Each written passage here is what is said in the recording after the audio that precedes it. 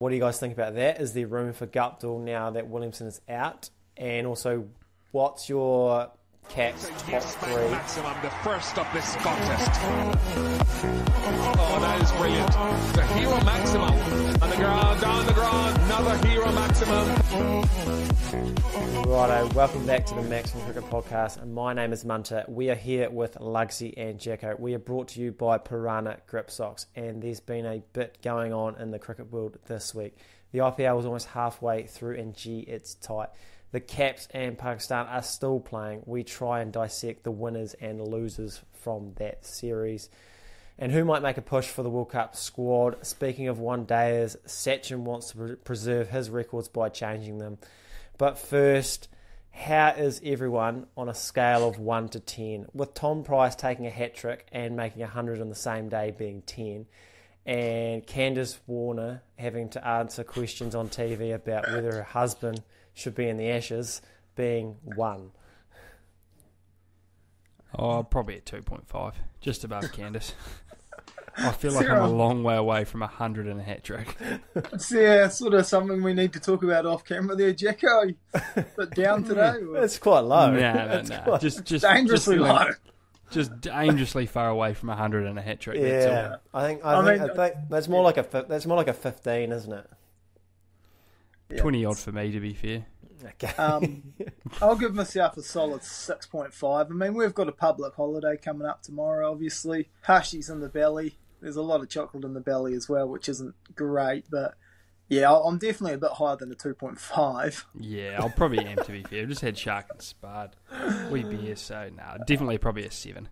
Yeah, like a 6. If someone asks you to like rank something between like 1 and 10, like a 6 and 7's like real standard, eh? Like it's like you don't want to like go too high, and if you go lower, people start to sort of question it. Like Jackson going 2.5, and we're like all jumping about.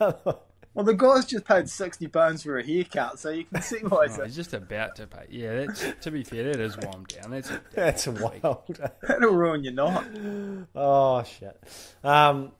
Right, should we talk about? We'll talk about this Tom Price fella to start with. It's always cricket's a pretty tough game. You fail more often than you succeed. Some say that's why it's great, because the good days just mean that much more.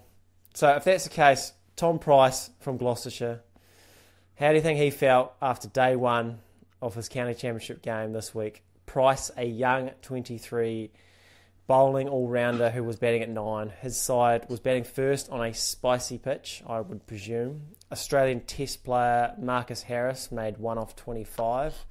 So maybe Candice was right after all. As Gloucestershire fell to 7 for 45 before lunch. Price counter-attacked to drag his side to 231 all out. He was the last man out for 109 off 98. So right off the bat, that's about as good of a day you could ask for. Worcestershire. Well, I've been struggling to say this word all day. Actually, how do you say? Practices, you still got it wrong. Worcestershire. I mean, apologies for our English listeners, but I just cannot say it. I can't say it. So they were cruising at 59 for 1 when Price's day got even better. He dismissed former Pakistani player Azhar Ali, and then 2 wickets fell off the next 2 balls to complete a hat trick. I would say that's the best day of cricket anyone has ever had at any level. Thoughts? Yeah, I don't think it could get much better, to be fair. They go on to lose the game, obviously. 100 and a hat-trick in a losing side's probably your prime result. But yeah, I mean, no. That would be the best day of red ball cricket a bloke's ever had, I'd say.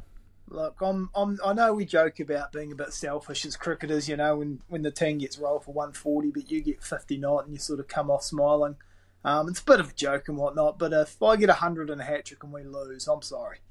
I don't give a fuck. I'm beers on, and I'm expecting everyone's mood to be up for me, Any dangers of help, boys? This is a once-in-a-lifetime, mate. He's definitely got back into the sheds and given it, it's not that hard out there, boys. Yeah. Like, surely someone gives me a hand. Yeah, I think it's on the others in that team to really G up for him and celebrate that night with him. Oh yeah, don't worry about day 2. Get on the beers, day 1. Definitely. That sort of reminds me, boys.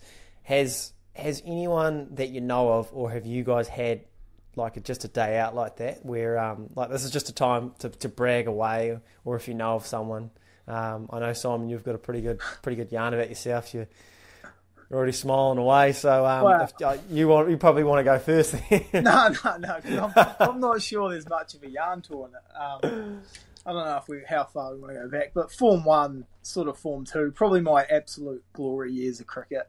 And sort of just coming off the back of the 8 for 6 with the Bull, a couple of weeks later, we were playing at a beautiful Logan Park, playing our Albion side.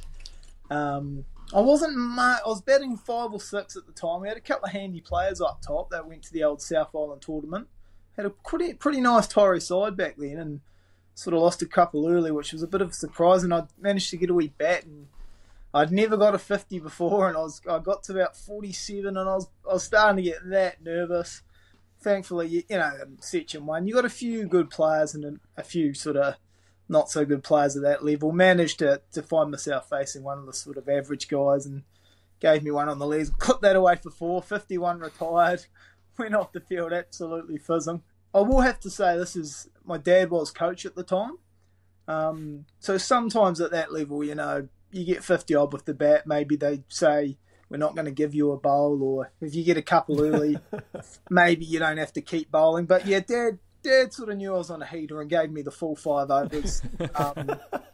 And we sort of put pay to a pretty poor Albion side, and I've picked up 7 for 10 there. Jeez, it's going to be tough to beat that. 50 not and 7 for 10. Made the local Torrey paper, which was a real highlight. You got that clipping here for us too? I have actually the scorebook, not here, but I'll get that for the socials maybe when I next head out to the plane. Yeah, just for proof. There's a few disbelieving listeners. It's real fresh. Don't question it. But yeah, 7 for 10 and 50 not. That's my best ever day. That's pretty good. What about you, Jacko? Yeah, I probably haven't had a day that good. Yeah, tough to compete with that. Tough to beat, and I bat Jack most of the time as well, so can rule out any sort of batting. I think the best for me is just any follow-on wickets. I think it's probably the best thing I've been involved with. Knock a team over and then get their openers and middle order out again. I think we took 15 wickets in a day one day this year. That was 17. I think in a day, and that was pretty special. So, yeah, 15 or 17 in a day as a team was pretty good. I think the boys are feeling pretty good after that. So, yeah, that's the closest I've ever come, and yeah, never scored many with a stick, so haven't got a double. Yeah, fair. There's nothing. I got no yarns for me with the ball. To be fair, Producer Gav's got one, doesn't he? That he could sort of clip in for. Producer Gav, is that when he got 70 in the morning? And then 70 in the afternoon against a young Susie Bates. Exceptional day out. Exiled from the game recently after. The quickest decline ever. Oh, there's been a few like that, to be fair. Did anyone give a Google of some good overall performances? Because I went down a wee rabbit hole before, and they had a wee top 6 individual performances in cricket. And I tell you what, I'll just read it out here so I get it right. But Ian Botham, Sir Ian. What a day out this is. 6 for 58 with the ball, first innings, 114 with the stick, and then 7 for 48 in the next innings. I mean, that is a day out against India. It's multiple days out even. Yeah. That's quite something. I mean, it's a hell of a game. Yeah, the only thing I can think of where a guy's done his job and then no one else has done their job was, I can't remember whether it was the first time we went to club nationals or the second, but it was the time we conceded over 400 as a team, as a very hungover side. Yeah. And our captain, Robbo, who, first class cricketer, very good bowler and bat. I'm pretty sure he got 50 odd with the bat, and he also took 2 for 20 odd off his 10. And we conceded 400, so you can imagine what everyone else went to. A couple of tons in there with the ball. and then we got skittled for about He 100. scored 60 off 40, didn't he, in that game too? He might have. I got a golden, so it wasn't. It wasn't my day. It dropped about 3 catches as well. So it wasn't one of my days. I actually heard through the grapevine you don't remember warming up for that game. No, I was so dusty. I couldn't be more dusty actually. There was spew all through the showers. I remember being at Long On where I think the ball got pumped to me and it's hit me in the knee and I just haven't seen it on the full. Was that on the number 3 at Cornwall? It might have been 2 actually. So it was still pretty short. Still a pretty side. short straight. Yeah. So they put me there because I was supposed to be one of our better fielders, but they didn't take into account how hungover I was. So. Yeah, you weren't one of the soberest. So Club Nationals has got to be one of the biggest variants of like, there must be some seriously good players playing good cricket there and some like decent players who are just highly hungover. Like I believe when Tyree went, Ryan Senior was telling me they dropped 17 catches one day, and him and Jonesy were 13 between them. He reckons. I mean, yeah, well, like you week sort of the way your week's trekking after about 2 days in. Like you're either 2 wins from 2, and you think right, let's knuckle in and try win, like be the best team in the country, or you've lost 2 and it's like fuck it, we'll send it sort of thing. Yeah. So yeah, we got a sort of best of both worlds. We got rain for the first 3 days, so we just gassed up and then played a bit of Gurk, and then realised we were going to be 3rd and 4th playoff. So just got back on the sauce. So you're not first, you're last. That's what they always say. Exactly. Just on the like greatest days in cricket, like you were talking about, Luxy, I did some digging as well into who like, because no one else. Well, there's only one other person that has taken 100 and a hat trick in the same day, and it's Joe Denley, who took 100 and a hat trick bowling leg spin in a T20. it's going to get the charge here. Yeah. Like the on tour. And in terms of a first class match, it's only happened 16 other times, and one of them's a Kiwi. Do you think you guys could guess who it is? How recent are we talking? I would say it's in the last 20 years. Jesse Ryder? No. This is a first class match, is it? Yeah, it's not a test match yet. Shit. Are they currently playing first class cricket? No, I don't believe so. Don't believe so. So he's obviously not that famous. I'll give you the year. So 2009. Far out, I was 19. I was sort of drunk most of that year. I'm fizzing to. I want to have a real go at this, but I just don't think I've got the finger on the pulse. Who are even the all-rounders that can do it in New Zealand cricket? But then Scott Storris? It's not a bad guess. It's not a bad guess. Probably playing too much for the Kiwis back then, though. Yeah. Do you want me to say it? I've got no idea. As James Franklin. Oh, Jimmy Franklin, the left arm. Yeah. He could have got to James Franklin. It's for he's for Gloucestershire, the same side. So he got 100 and a hat trick, and they lost that game. Funny enough. So. Not bad. Speaking of great games, I do remember. You probably remember him, Kyra Demon, Hamish Robertson, now a very good Ironman athlete. Yeah, great to see. Good his person. last T20 ever, I think he was 120 and 5 for 13. Wow.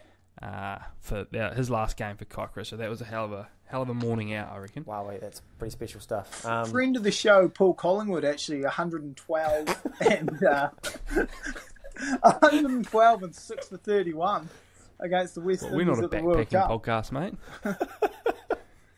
That is a day out, though. There's friend of the show, and then there's really good friends of the show, which we are the former. Right, let's move on to the Kiwis, Pakistan. The T20 series is about to finish up between New Zealand and Pakistan. By the time this comes out, the 5th and final T20 would have finished. So we apologise if anyone gets 100 and takes a hat trick. I think it's fair to say Pakistan are the better side. They won the first 2 extremely comfortably, but to be fair to this New Zealand side, they are extremely down in numbers, and what I've enjoyed is that they've improved each game, which I think is massive. So they got rolled in that first game for 70-odd, second game scratched to 150, next game scratched to 160 odd, and then and obviously they won that third T20, and unfortunately they were hailed off in the fourth T20 because they were 160 odd with 2 overs and a bit to go. So they probably had a big chance to win that game.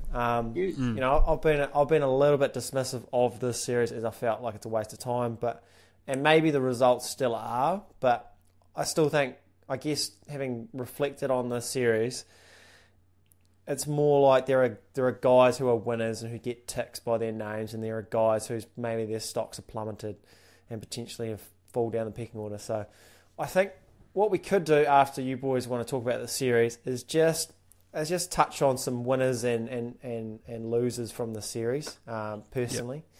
Yep. So how have you boys found the series as a whole?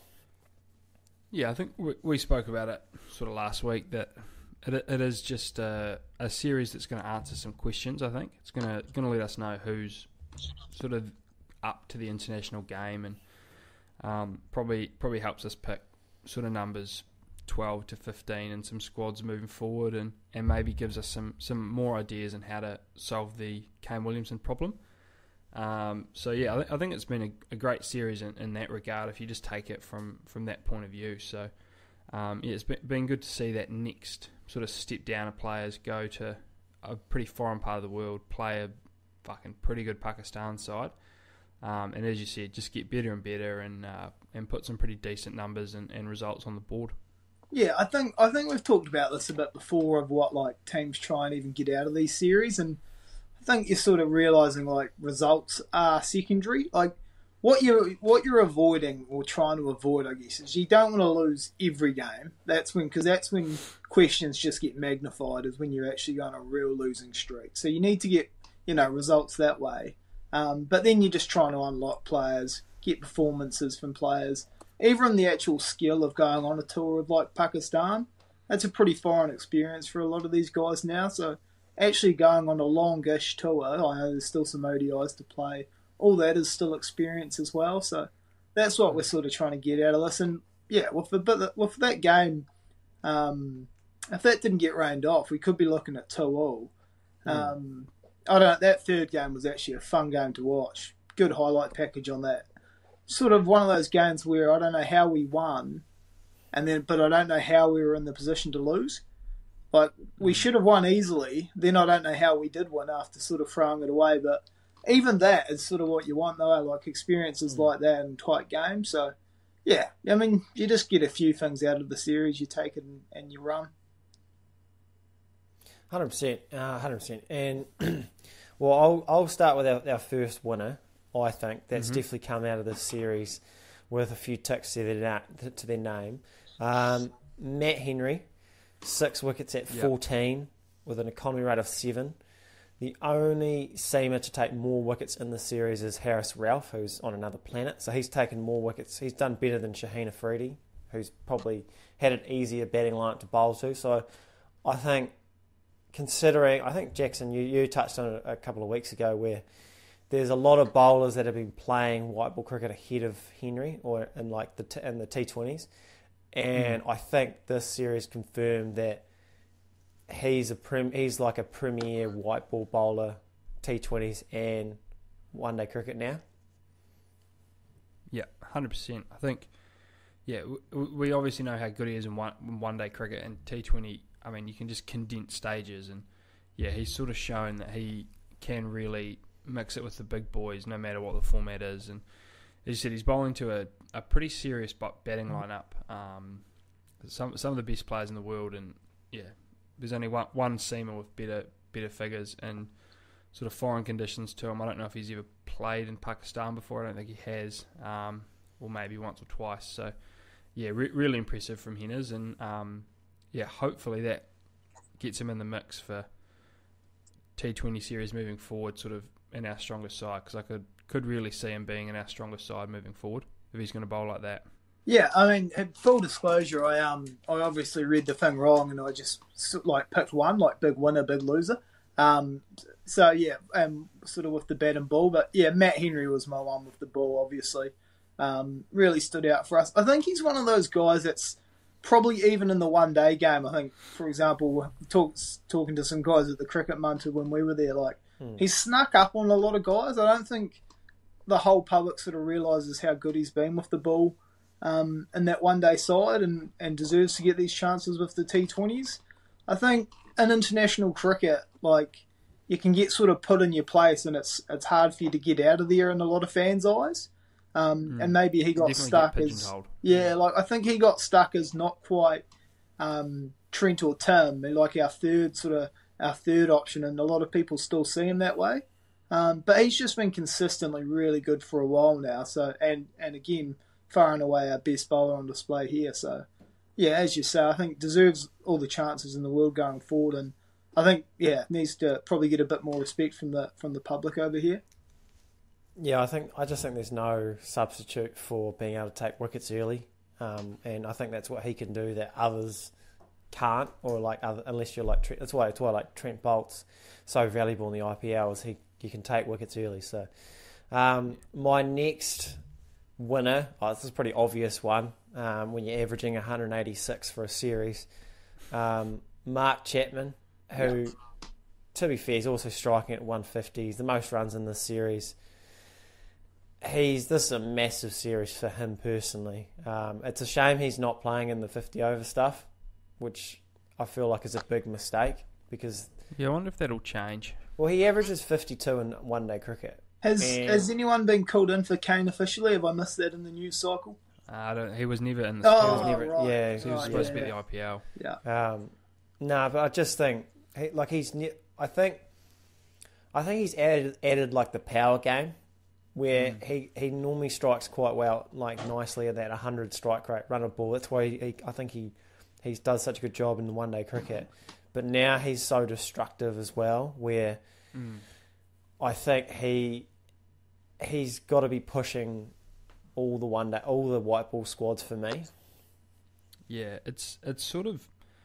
He seems to have weirdly had a similar thing happen to him as what's happened to Matt Henry. Just like, he seems to be in these T20 squads when a couple of guys are out, bat really well, and then we don't hear from him for sort of a year to 18 months, and then it's sort of back into these squads and he bats well again, and then he doesn't make the next 2 or 3 squads, and it's sort of like he's just been pigeonholed as that next top order batter for T20s. But as you said, he's been very, very impressive, and wouldn't be surprised if he somehow just sticks around for those 5 one-days and gets a wee shot, because those one-days should basically be an open tryout for Kane's spot. Obviously, not anyone can just rock up to Pakistan and say, "Give me a bat." But I'd say there's probably 4 or 5 guys wanting to put their hand up in that series to say, like, have a real look at the number 3 spot for the World Cup. And I think Chapman could be definitely in that conversation. Yeah, I reckon we need a wee conspiracy. A couple of guys need to go down with niggles, and we just keep him over as cover for sure. We COVID scare or something. Yeah, exactly right. We're just going to keep Chapman around, actually, now that we think about it. Huge winner of the series. Sort of giving me a bit of Bracewell vibes, actually. Like, sort of just getting this chance, and I'm hoping this is sort of the start of a bit of a period for him. And sort of just goes in the same way Braces did, as he was hanging around for a while and then got a big chance, took it, and then now he's sort of a part of our team, because he's obviously been pretty dominant over here in domestic cricket for a long time, and especially that last innings he played, the 2020 they got rained out, he was looked superb there, especially the power hitting, as you say, Munter. So huge winner of the series, the obvious one, I think, with the bat for us. Definitely. Before we move on to the, losers is a tough word to use, but I guess that's what they're going to be called in this segment. But any other winners you guys want to touch on? I don't think there's been any other sort of standouts to that degree. Yeah. So no, I had sort of Chad Bowes in the middle there, like not a sort of a great tour, but got a 50 there, and I think just the experience is more what it was. Like going over to Pakistan, having that sort of experience, getting sort of 1 innings under his belt, but just more playing these games. Like, definitely not a winner of the series, but I'd like to think not a loser, and sort of just in the middle there of like, this is, at least he's got this chance and getting in that environment.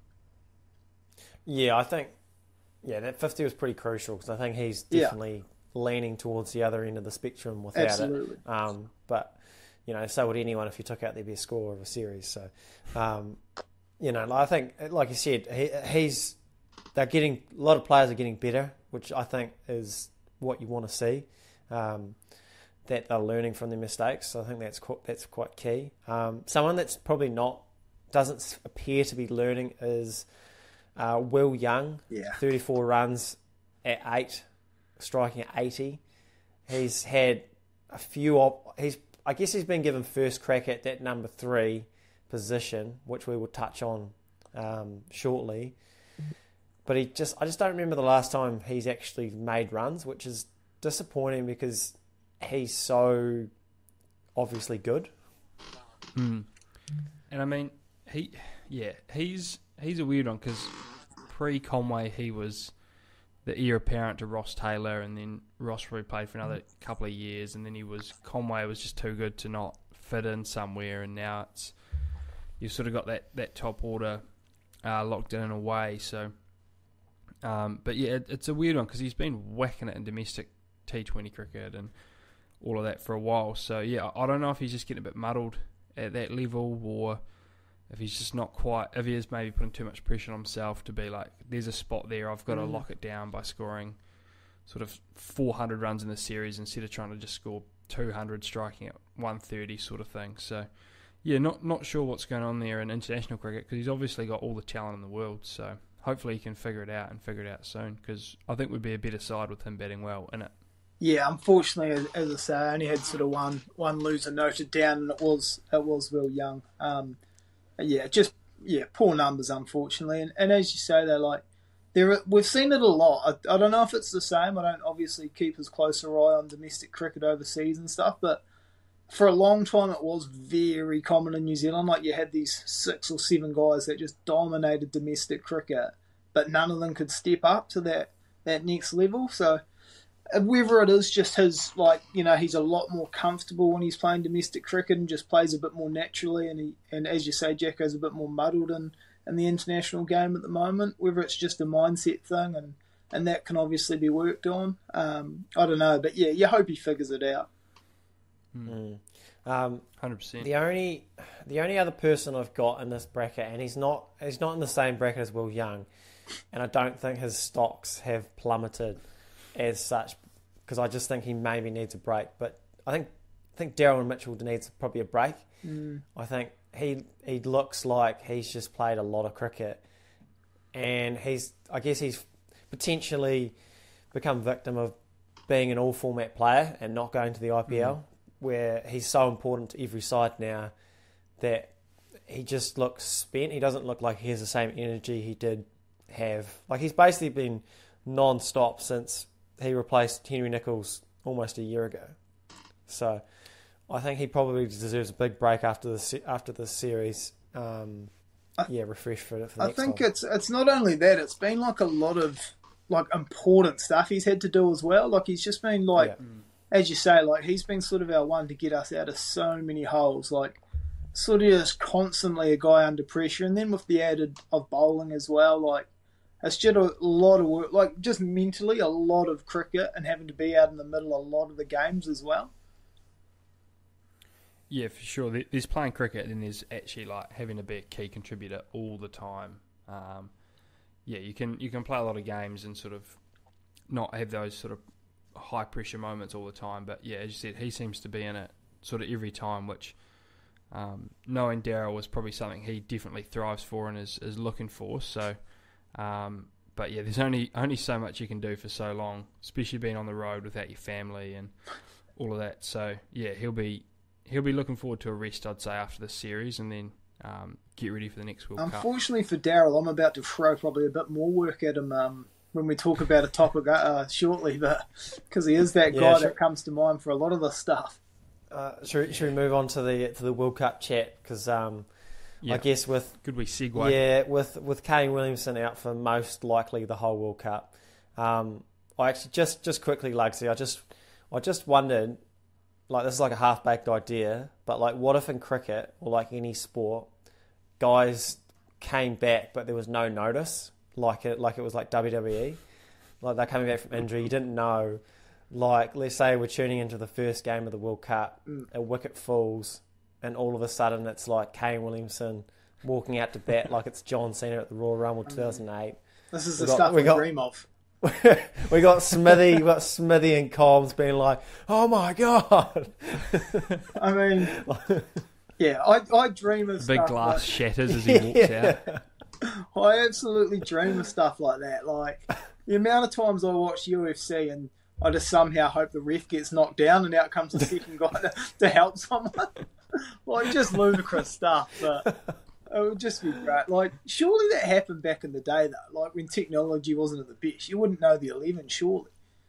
Like, late injury. Guy comes out and you're like, hang on, I didn't know he was in the side. Yeah. We might be able to get a bit more of it now. We're not naming teams until after the toss, so... Yeah, that's maybe just never name your team and just send out who you like. Imagine that from, like, whoever our skipper is. And actually, we've got Kane Williamson coming in. And the crowd just goes... The crowd just erupts. Shit. Okay, so anyway, obviously Williamson's out. Young appears to have first crack, but obviously we've touched on his form's not that great, so he's not locked that down. So I've got a two-pronged question for you fellas around this one-day side. Our white whale, Ian Smith, has gone on record saying he thinks Guptill should find his way back into that World Cup squad. What do you guys think about that? Is there room for Guptill now that Williamson is out? And also, what's your Caps top three full strength? So Kane, no Kane or Kane? So no Kane. No Kane. Is Guptill? Does Guptill make your World Cup squad? And what's your top three? Yeah, very interesting. I don't know if Guptill does. Like, you've made the decision to move on. Do you backtrack? In saying that he is one of our great white ball players, so I think there could definitely be a place for him. Obviously, if the bridge wants to be mended and you get sort of vintage Guptill back, he's going to add a lot to the side. For me, it's an interesting one. I would like to see sort of one or two things happen. I'd have either the current setup stays with Finn and Conway, and then you sort of potentially look at a Chapman or moving someone like a Darryl up to 3. But another option which I don't hate is looking at bringing Tom Latham up to the top. So you open with Tom and Finn Allen, and then you go Conway at 3, and then you'd sort of have a Darryl, Glenn Phillips, Bracewell, sort of that as your makeup of your top order. And then, sorry, just spitballing here, but another option is you go Blundell at the top, and you keep that middle order, which has been a really good strength. I think we discussed off here how good Tom is at actually really is batting at 5, and probably how underrated he's been. So, yeah, I mean, you could definitely go Blundell, Allen, Conway, Darryl, Tom. Tell you what, that's probably potentially our best 5 batters. You've given us eight different sort of good options too. There, you haven't given us. I've nestled on one at the end.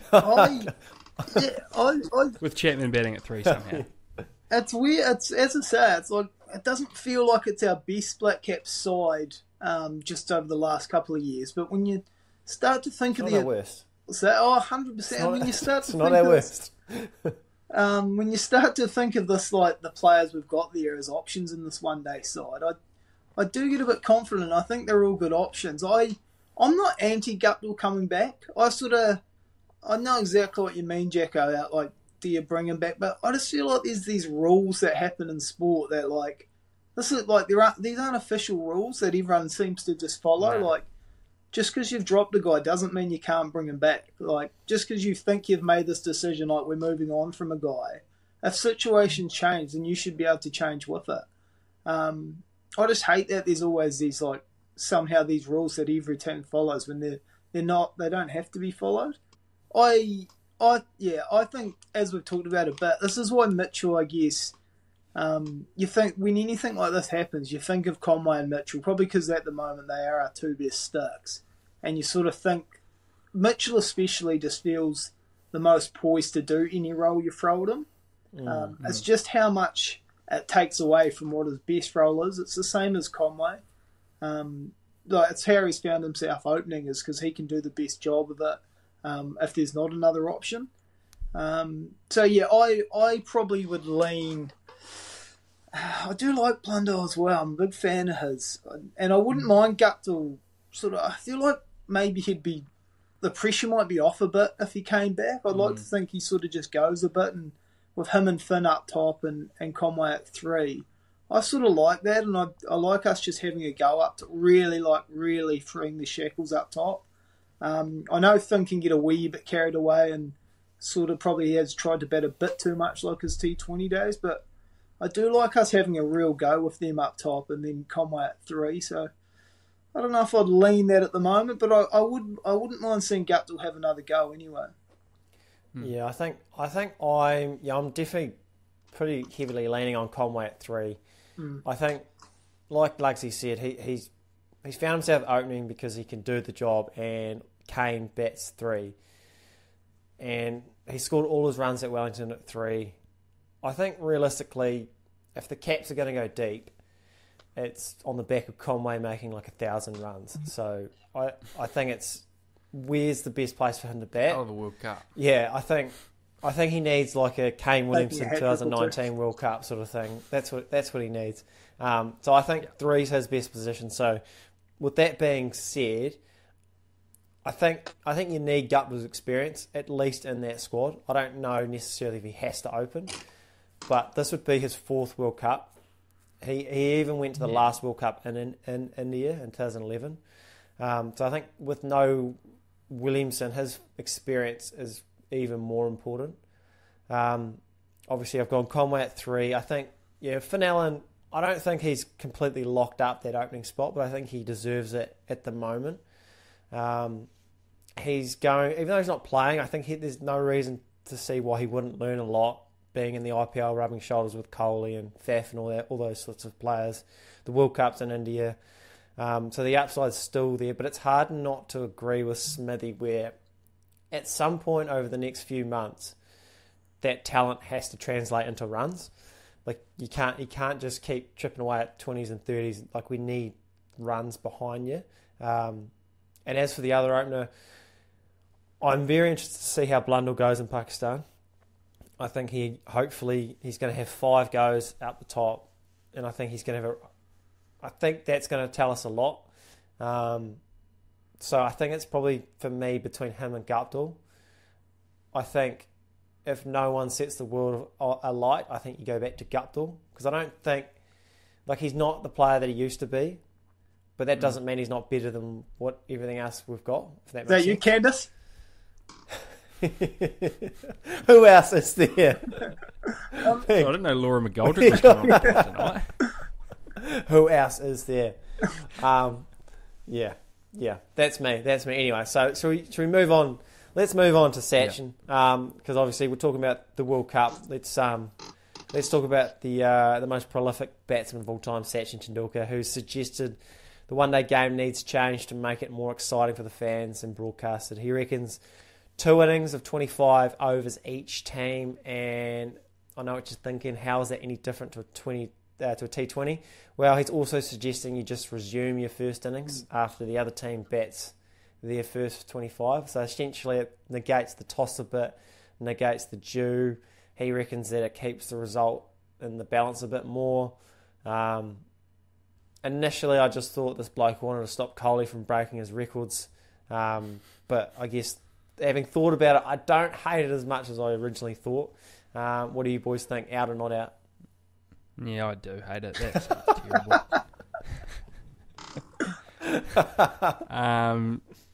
terrible. Probably not that extreme, but I mean, yeah, I think there's levels to the game, isn't there?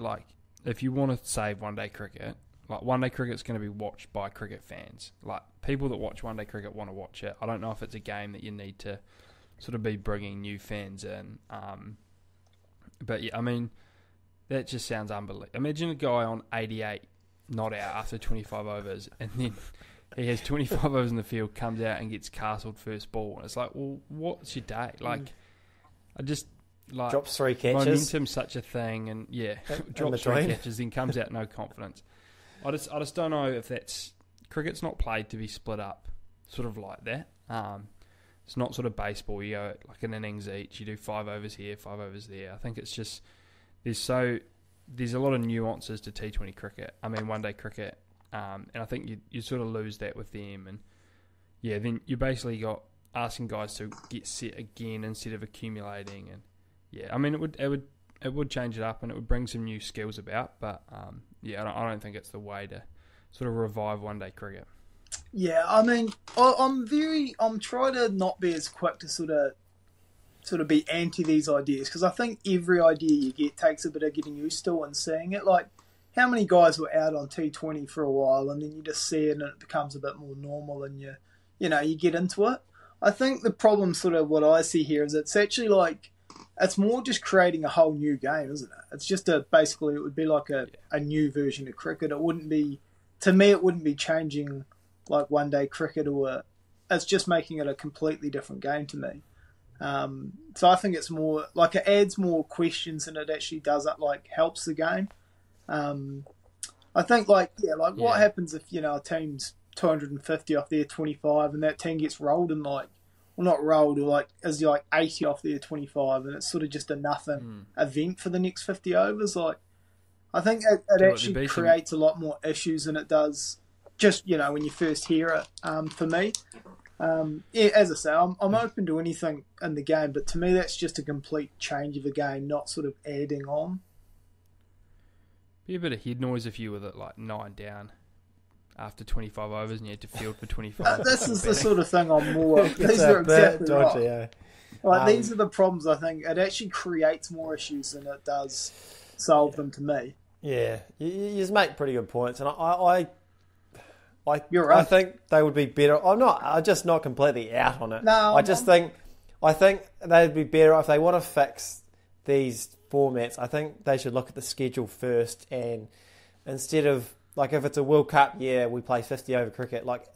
I'm more interested in 50 over cricket this year than I am T20 cricket, and then next year I don't really care about 50 over cricket. I think when he talks about people not caring about their format, it's because it's not a World Cup year. So I think just change that, and then that might help. So I think you do. Scheduling's a massive thing. I know everyone does have to play everyone. There's got to be a system in play there. But we very much care when we play Australia. Pakistan very much care when they play India. There's series that are always going to matter, and then there's series around World Cups that become more important. So if you sort of schedule us to play Aussie most years, and then World Cup years we play some of these teams that maybe don't interest them as much, but it adds interest because it's coming up to a World Cup, I think you can make more series matter. Yeah, 100%. You look at the English or the Australian sort of schedule. You've got an Ashes every 18 months. You've got a World Cup every couple of years, and you've got India or South Africa here or there to play, and you're getting minimum one big test series and a tournament every year, and you can you fizz up, you build for those sort of around those sort of marquee moments. And as you said, for us it's NZ Aussie, India it's that Pakistan series, England it's playing Australia. So I think you get more people involved by hyping up sort of those cycles and what's to come, and putting real emphasis on the forms of cricket leading into World Cups, not just pulling formats out of a hat to keep your records safe. Definitely. Right, well, should we touch on the IPL? Halfway through, it's a bit of a logjam. This is recorded before the Sunrisers and Delhi go head-to-head, but those teams suck, so hopefully we aren't going to miss a hell of a lot. Speaking of teams I thought sucked, we've got the Chennai Super Kings, top of the table, 5 wins and 2 losses. It's another win for the podcast. The key is when we're doing our picks is just take the opposite, and you'll be sweet. Just fade us, fade the fuck out. No, it's not like our picks are actually bad. We're just telling you the wrong one, and it's up to you to pump the other one. Simple. 100%. Yeah, definitely. So, and then apart from that, so you got 5 teams logjam on 4 wins. You got Mumbai tucked in with 3 wins, and 3 from 6, and then it's the bottom feeders, Kolkata, Sunrisers and Delhi bringing up the rear. Boys, anything you want to touch on before we do MVP watch? Faf's good, isn't he? Very good, very good. I'll definitely... Jeez, he's playing well. As I said, I was actually telling you, I was doing the old graveyard shift over the weekend, and so I actually got to sit down and watch a couple of games. You can see when you really sit down and watch why it's so popular. It is a damn good product. Oh, yeah. It's the worst part of the IPL is that it starts at 10 p.m. and ends at 3 a.m. in New Zealand. I remember as a kid, we'd stay up at mates' houses just to watch it, sort of till 3, 4, 5 in the morning. And it is an unbelievable league. It is just a shame on the timing here for us, because otherwise it would be it's probably it is the best league in the world for a reason. So, and I mean, it's always good for competition when we've got log jams like this. I mean, I was looking at the table before, and RCB are 6, I think, and 1 win off first. So, it's an intriguing league. I think it probably needed this condensedness in the tournament to bring some awareness back to it and bring the punters back, because everyone loves a tight league. So it moves. It's definitely running well. Shit, it moves fast these days when you've got a couple of good sticks at the crease. I'm off to go get my Lift Plus and go for a piss, and I come back and there's 40 runs scored. These guys hit the ball that well. Yeah, you miss a couple of overs and it's all over. Faf and Glenn were unbelievable the other night. I'll tell you what, Sky and Cam Green together was pretty tasty as well. Yeah. Sky finally not get a first baller, did he? Yeah, he managed to stick that one out, and then as you realise, he's actually damn good if he can get past that. Yeah, he's pretty good. He's pretty good. Cam Green's been a buy too, hasn't he? Yeah, he's actually averaging. He's probably sneaking up in the MVP. He's actually he's averaging 50 odd, which is quite something. But and bowling pretty economically. Yeah, no, he's definitely in the mixer. He's 6 foot too. I haven't heard. He's probably a lot taller than that, actually. And the rest. Good boy. But yeah, so safety. Last week I had Darwin, Kohli, Chahal, Mark Wood, and Shimon Gill in the top 5. I can confirm only one of those are still in my top 5, with Darwin and Wood dropping out because they haven't played at all, which is unfortunate. So let me start at number 5. I've got Chahal still in that top 5 with 12 wickets at 18 with a economy rate of 8. Probably didn't have the greatest week, so he's slipped down there a wee bit. He's only taken 1 wicket this week, which is not great. The one game that Jacko punted on him, he took none for 40 off 4, so that was probably Jacko's fault, to be fair. Yeah, sorry. Sorry, guys. Number 4, I've got Devon Conway from Chennai. He's now the second top run scorer, 314 runs at 52, strike rate 143, 450s in a row, and definitely has something to do with Chennai on fire at the moment. Number 3, I've got Faf from RCB, the top runs getter, 405 runs at 67, striking at 165, 550s in 7 games. They're 4 and 3. And the last 2 I've got bowlers. At number 2, I've got Arshdeep Singh from Punjab Kings 11, 13 wickets at 15, economy rate of 8. I personally think he is holding that side together. I don't think the Punjab Kings 11 are that good, and I think he basically won that game against Mumbai the other day. But they're in the mix. And at number 1, I've got Mohammad Siraj from RCB, the leading wicket taker, 13 wickets at 15, economy rate of 7. He's got an economy rate of 4.5 in the power play, which is ridiculous. Unbelievable.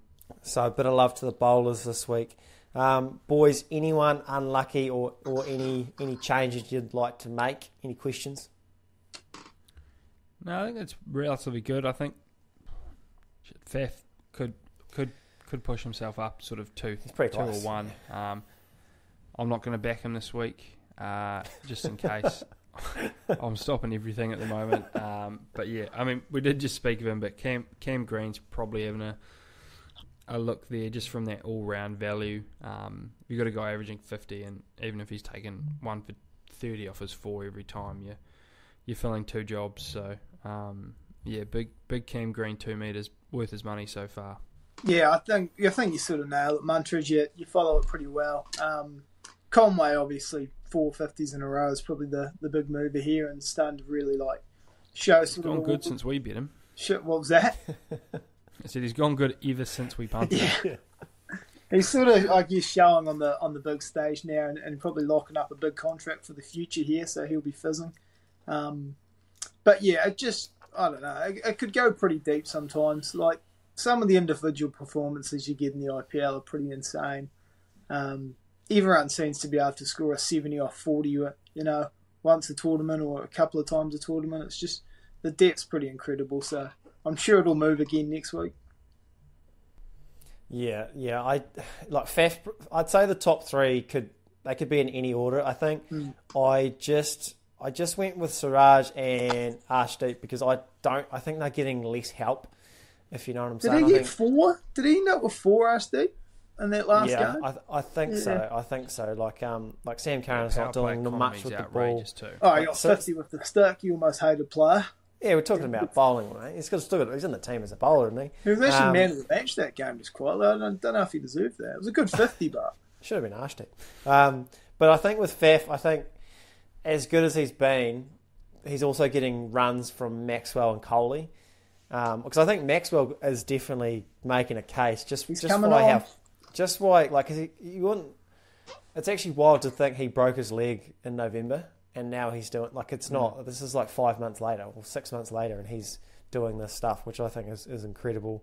So those are the guys that Coley's fallen off a little bit. Cam Green's a good shout. That's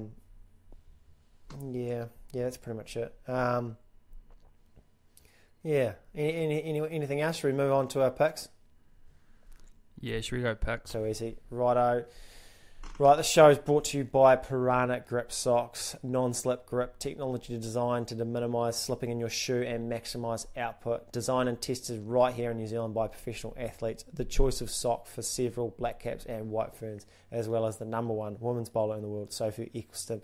Performance, quality and style. Grab yourself a pair of PYRANHA's latest range by using the code TMC to get 20% off today, and you may get 450s in a row, just like Devon Conway. A fellow PYRANHA athlete. I think that's what they call boys. So PYRANHA picks this week. After a hot start in week 1, we came crashing back down to earth with a 1 from 3 effort. Who would have thought the bottom of the table, Delhi Capitals, saved our blushes with a very scrappy win.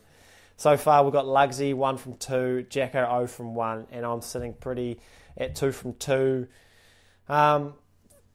Who wants to go first, boys? What are you running? Yep, so I'm happy to jump on. I will be sticking in my prop betting. Did think about going away and just picking a winner. But yeah, I don't actually want to curse any teams. I'd rather just derail one player for a side. Brother Costa got a few hundred foul. Yeah, so you can thank me later, any IPL franchise in any way you'd like. But yeah, I'll be going Glenn Maxwell power play to hit a 4 and a 6, paying $1.67. Who are they playing? They have got. That's a good question. Okay, well, I've got it I'll take that team. They have got the Calcutta Knight Okay, well, I'll take that team. Knowing your luck. I'm not taking them. We're just going to take a team each so we at least get one right. That's smart. No, I'm definitely not taking that team. I've actually got my pick. Lugsy, you want to go? Or Yeah, I will. I don't want to criticise your pick there, Jacko, but I feel like is $1.67 not good enough value, or does everyone just think like a guy can just hit a 4 and a 6 these days? I guess they can. So he's got to hit in the power play, is he? Is it? No, just in his innings. Right. I did say like it's a TAB good prop. power play. Oh right, I was going to. Yeah, it's just that's the. That seems quite easy to do. Hit a 4 or 6. Like he just. Okay, so then maybe it's good money. So what if he hits 2 6s? Is that not? So he has to hit a 4. Well, no, it's a 4 and a 6. Oh, okay. Right, fair enough. Just checking. You know, keeps you entertained. That's how it is. I like. Yeah, that's what I love a bet like that. I love in league like a wee 10 on the last try scorer. Yeah, they're always in the game. because you just ride it the whole way. Like he scores Till he gets first. cartwheeled first ball. Yeah, if he scores first, you just want to park bus and hope there's not another try in the game. What I'm gonna 6-0. What I'm sort of going to do here is, I don't know, Munter, I don't know if you've got the internet up or Jacko, the whole internet. Well, that's how we're recording. We're recording online. The TAB The tab. website. I don't have it on. I'll search it. I've got it up. What are my Mumbai Indians paying? They've got the Titans in a couple of nights. I'm hoping. They're $1.95. Okay, yeah, I'm gonna take them. This will be my last. Mumbai away. What's that? Mumbai away. Yeah. I'm going to take them Versus the against a good Titans side. I just enjoyed their game on Saturday. I thought they had a bit about them, and I wasn't that impressed with the Titans, apart from the fact that they found a way to win. Titans won, didn't they? Yeah, they did win. I just wasn't that Mumbai lost. I wasn't that impressed. So I'm taking Mumbai. Didn't get the Lugsy seal of like it. approval. Okay, well, No, what was good, I had to say, is they found a way to win those tight games, which the good teams do. So, and saying that, I'm going against them. Yeah, and saying that, you reckon they'll lose at home. You almost landed that plane there for a second. Oh, okay. My tactic so far has been like picking like teams that are due or players that are due, and it seems to have worked so far. So I'm going to keep that going. I'm looking at Rajasthan to beat Chennai on Friday morning, paying $1.87. This feels like a vindication pick more than anything. Yeah, so the Royals are at home. I think that's pretty big. And I think Butler's due runs. So he's had 2 ducks in his last 3 starts, which means he's got to score runs. That didn't work in my career, but it has to work for someone like his career, who's actually a good player. So, I think we're going to see... bonus pick Josh top run scorer, is it? I think we're going to see, We $2 on it. we do. Fucking bleeding money on my punt of the nights, actually, to be fair. I just stopped doing them. I keep losing. No. Any gambler knows you keep gambling. Shoot is shoot. There's only one way I need to start doubling down. That's what I need to do. 100%. Quit the job so you can study a bit more. It's $4 a night, mate. You're going to ruin everybody. Righto, should we do snack draft? Yeah, sounds Do you like want one of us to introduce this since you won, or? Please, if you want. Please, yeah. I mean, I had a whole thing written down, but that's all right. Yeah, No, you go.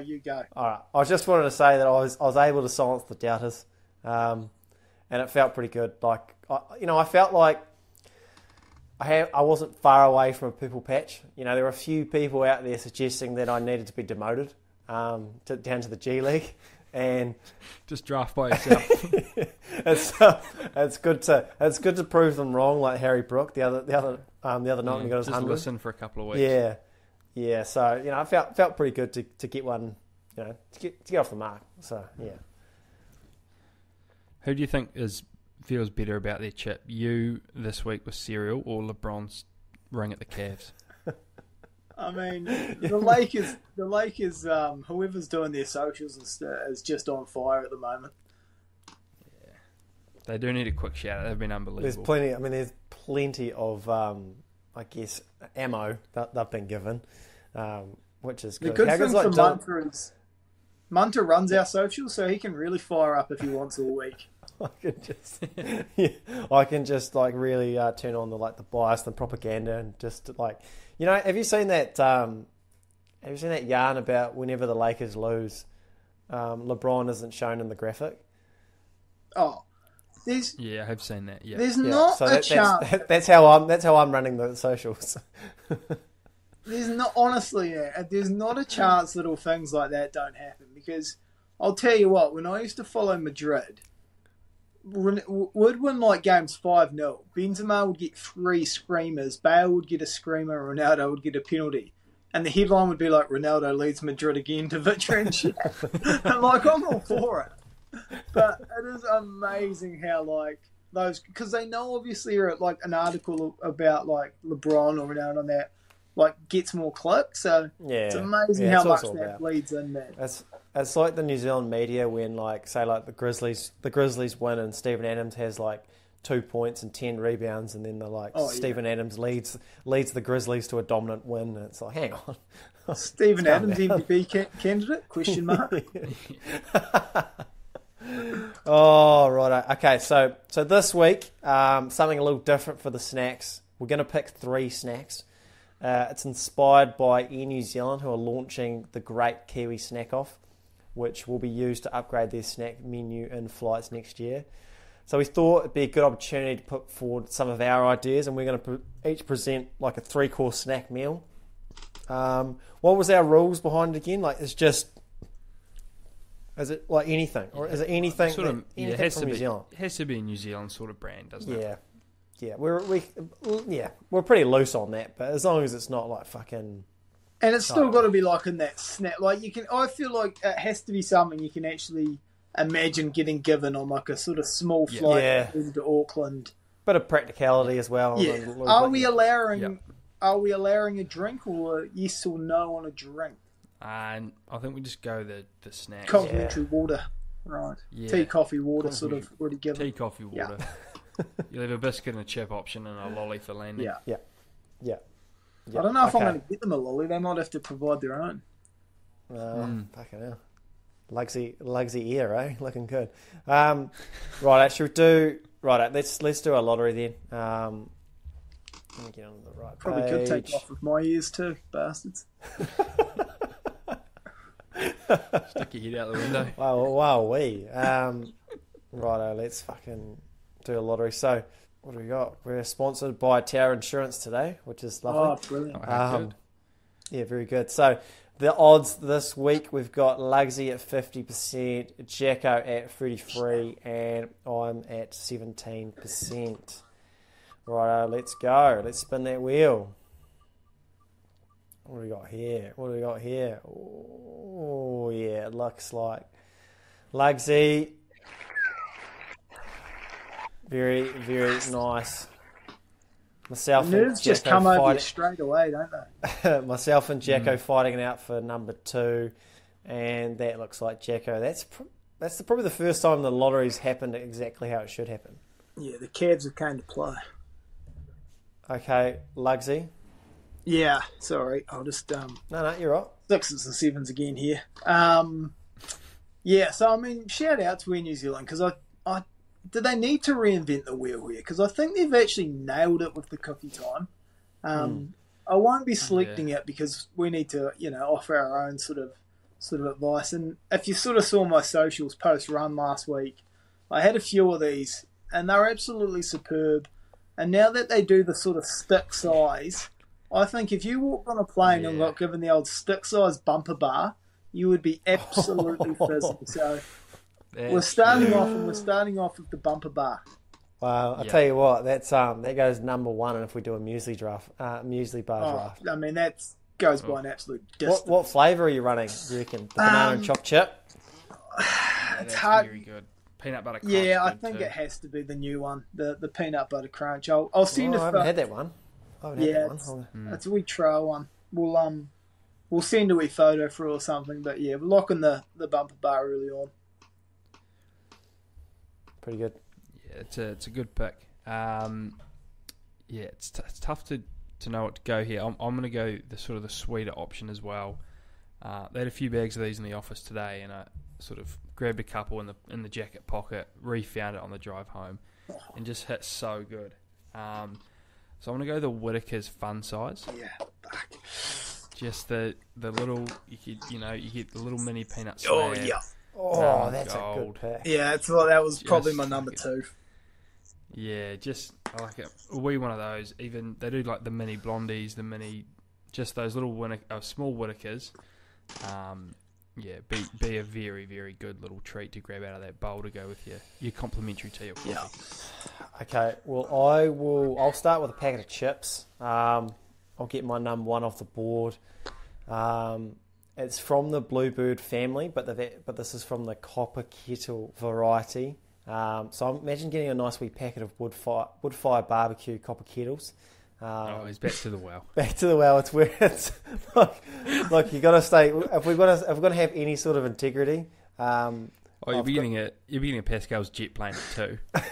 it's like apparently I found out old Joey Coldcuts, and he's gone his most overrated food is like spaghetti and meatballs, and then apparently he selected that in a further in an earlier draft that it was one of his like top 5. So it's crucial. The fans know this stuff. The fans know this stuff. Yeah. So Matt Hunter barbecue chips. Okay. Right. Okay. So it's me again. I'll go a biscuit as well then. Since we're not, because the cookie time is the best option. I think they've already got the best option, which is a cookie time wee option. I think those nice wee package. So I'm gonna go something a little different. Imagine being able to get like a couple of hundred and thousands biscuits. Like it just, like that would make my day. It'd be hard to stop it. Yeah, a little 2-pack, a little 3-pack. How hard would it be to stop it? How hard would it be to stop it? Like 2 or 3 though. Well, can I just grab the whole packet? Yeah, I think that's a case where they'll just have to. Obviously, they give you the amount. You don't get to just imagine the lady just walking down the aisle with the sleeve of hundreds and thousands, just one each. We slap on the hand if you take more than one. Do you know what's outrageous about a flight like? For some reason, when they bring around the wee cookies, like, I just can't, like, sometimes I really do want to just grab 2, because I'm sure no one gives a fuck, but, like, you turn into I'll grab 2. You turn into a wee child, man. You're like, I can't grab 2. Who's the biscuit police, eh? Like, I know. Like, what do they care? What do you think is worse, having no 100,000 biscuits or just having one and not being able to have any more? I'd prefer to have. It's similar to beer. I think I would too. Like, one beer's too many, and then 25 is not enough. Like I don't walk around craving 100,000 biscuits, but once I have one, knowing I can't have any more, they'll kill me. So Jacko on the clock. Happy this wheeled. I'll go back to a well, and I'll go the snacker changy. I didn't want to take that from you, to be honest. Oh, yeah, just a small pack. So, I mean, for me personally, the sour cream and chives is numero uno flavour for me. But just a wee snacker changy or Whittaker's. And as you said, who's the snack police? I'll be grabbing both. What's your flavour? Sour cream. Yeah, the sour cream and chives is my favourite. Fair enough. Lugsy, you've got a couple of picks to round out your 3-course. Yeah, it's very hard, sort of, because I've somewhat gone down the slice roll already, but I'm just going to go it again, because you get your tea and coffee. Lugsy just picks 3 slices. No, I think 2's fine, because you have your cup of tea, and that takes a bit of time. So quite often you've already dipped in your first part of it, so you need a second bit just for the rest of that cup of tea. So I'll go to the sort of original foods range, the ones that do. You've probably had them in the office. They do the goofy slabs, sort of your carrot cake. They do those, and they're exceptional. But I'll go to their slice range. I'll just get it off tap here, because the best one's this caramel one, just exceptional. See if I can get the official name. Cookie caramel slice. That'll be my number 2 for sure. So you got a bit of slice. You've got your bumper bar, and you're thinking you're a bit healthy there. And then obviously, naturally, you've got to go last, and you've got to get some chippies. So I'll go the Extreme Crunch Sweet Chili from, is it Heartlands that do them? Yeah, they're just, I've had some of them tonight at our Hush Evening. They're exceptional. And I'm probably lacking a wee lolly for landing, but I'm hoping everyone will sneak their own in. I'm pretty great, solid. Yeah. You're on your flight, fucking everyone's ears are fucking popping because they don't have any lollies. Babies. Babies are crying. Yeah. No, I'm pretty happy with my team. You got your 2 sweet things up top, and then a nice chip to end it. You're not bad. Stretching the rules a wee bit. That's all right. Yeah. What, did you strictly want one of each? I thought we decided you could go rogue. Yeah. No, that's all right. I'm just trying to do some sort of on on the pod research here to see if these are a New Zealand made lolly, or just I associate them with New Zealand. But I'd just love to get a fruit burst here. Fuck. To end as your I lolly can't. for landing. Fuck me. That's what I was going to go. I can't believe you fucked me. Yeah. See, Shit. Oh, shit. Wee wildberry. Oh, Beautiful. that's perfect for a flight as well, eh? Like perfect yeah, for just sucking. perfect for that last half of the Oh, flight. you guys are breaking a few kids' teeth, but okay. I didn't realise that. Mate, I've only ever lost the battle to a green apple tangy fruit, not a fruit burst yet. Oh well. But yeah, so I'll get the fruit burst there as the lollies that are handed around at the end. That'd be exceptional. Well, you've absolutely screwed me, which is great. But I tell you what, I'll go. I've actually got a wee packet of pick and mix, and I'll go. This is pretty rogue for a lolly that you suck it on the plane, but I'm gonna go like a crocodile. Okay. Like it's not quite a fruit burst because I wanted a fruit burst for that reason, but I think a crocodile, it's probably in your mouth a lot longer than most lollies because they're normally quite hard. Well, they should be quite hard. So yeah, not my number one pick, but I think it'll do a job. If you guys have gone down the road of like one sort of snacky thing, one chip and one lolly, I'm happy to pivot to a lolly and change my last pick if you like. But you it's your menu, mate. It's your menu. You draft it how you please. Okay. Yeah. Just don't go complaining Just know to you've us. got about 17. Yeah, just know you've got about 17 perforated eardrums. Well, then I'll just shout out an honourable mention and maybe turn the TikTok camera on me and send this to Air New Zealand. Because I'd love them to hand out some jet planes as you land, and maybe have a bit of an Air New Zealand sort of label on it, a wee bit of branding into the plane. Wouldn't be bad. Yeah, that'd be smart. I don't know why they don't, to be fair. But with May next year, I think you'll find.